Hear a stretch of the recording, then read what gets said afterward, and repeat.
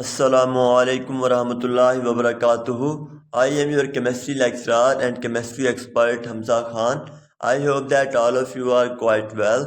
Today our topic is electronegativity. इस topic को हम इंक्लूड करते हैं इनऑर्गेनिक केमिस्ट्री के अंदर। हम इसमें इसकी डेफिनेशंस को देखेंगे, इसकी एग्जांपल्स देखेंगे, उसके बाद हम इसका ट्रेंड देखेंगे ग्रुप और पीरियड में, और लास्ट में हम इसकी एप्लीकेशन को देखेंगे। सबसे पहले हमारे पास है इलेक्ट्रोनेगेटिविटी। इलेक्ट्रोनेगेटिविटी कहते हैं किसी भी एटम की कुव्वत को, टेंडेंसी को, शेयर पेयर ऑफ इलेक्ट्रॉन को हासिल करने की, उसको खींचने की ताकत को हम इलेक्ट्रोनेगेटिविटी का नाम देते हैं। यानी कोई भी एटम इलेक्ट्रॉन पेयर को अपनी तरफ ज़्यादा खींचता है तो उसकी इलेक्ट्रोनेगेटिविटी उतनी ज़्यादा होती है।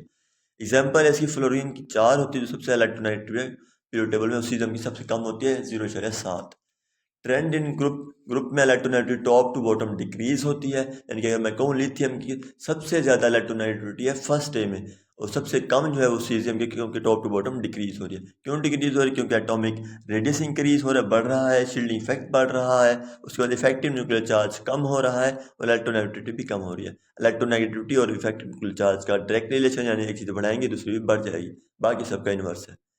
ट्रेंड इन पीरियड में लेफ्ट टू राइट जो है इलेक्ट्रोनेगेटिविटी वो इंक्रीज होती है। अगर मैं कहूँ कि सबसे ज़्यादा इलेक्ट्रोनेगेटिविटी पीरियड टेबल में फ्लोरीन की है और सबसे कम जो है वो फर्स्ट डे में लिथियम की है या सीजियम की है, तो पीरियड में क्या होती है इलेक्ट्रोलाइट इंक्रीज होती है। नंबर ऑफ शेल क्योंकि कांस्टेंट रहते हैं, एटॉमिक नंबर कांस्टेंट है, शील्डिंग इफेक्ट इसलिए कांस्टेंट आ जाता है, इफेक्टिव चार्ज बढ़ जाता है तो इलेक्ट्रोनेगेटिविटी बढ़ जाती है, क्योंकि इन दोनों का आपस में डायरेक्ट रिलेशन है। चीज़ बढ़ेगी दूसरी भी बढ़ जाएगी।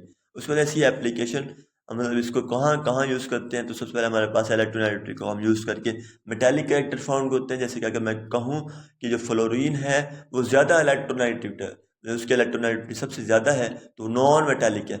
अगर वो मैं कहूँ कि लिथियम जो है वो सबसे कम इलेक्ट्रोनेगेटिव है या सीरियम सबसे कम इलेक्ट्रोनेगेटिव है, तो वो क्या है, मेटल है। जिसकी इलेक्ट्रोनेगेटिविटी कम होगी वो मेटल होगा, जिसकी इलेक्ट्रोनेगेटिविटी ज़्यादा होगी वो नॉन मेटल होगा। उसमें हम टाइप्स ऑफ बॉन्ड फाइंड करते हैं। जैसे कि अगर मैं कहूँ इलेक्ट्रोनेगेटिविटी डिफरेंस जो है 1.7 से ज़्यादा आ रहा है तो बॉन्ड उतना ज़्यादा आयोनिक होगा। अगर इलेक्ट्रोनेगेटिविटी डिफरेंस जो है 1.7 से बहुत कम आ रहा है, यानी कि 0 पॉइंट समथिंग आ रहा है, तो वो जो बॉन्ड होगा वो पोलर कोवलेंट बॉन्ड होगा। अगर उससे थोड़ा सा ज़्यादा है, 1.7 से कम है लेकिन 0 पॉइंट से ज़्यादा है, तो वो बॉन्ड होगा नॉन पोलर कोवलेंट बॉन्ड। तो यहाँ तक हमारा टॉपिक एंड होता है। अगर आपका कोई भी क्वेश्चन है तो आप मुझसे इस नंबर पर कॉन्टैक्ट कर सकते हैं। So thank you so much. Allah Hafiz. Take care.